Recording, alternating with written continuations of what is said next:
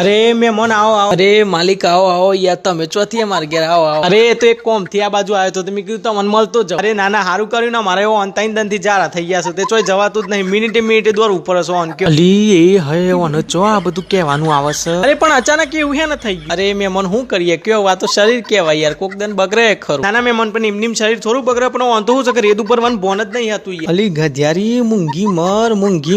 નાના પણ ખાવામાં તો બહુ ધ્યાન રાખવી પડે હો ભાઈ આયે જ ને મેમન આ તો ચેવું થયું રક્ષાબંધન અંદર મારા ભાઈ ના ગયા છો તો મારા ભાઈ હવાર નાસ્તો મંગાવ્યો ખમણ ને પાત્રો અને ઢોકરો ને આ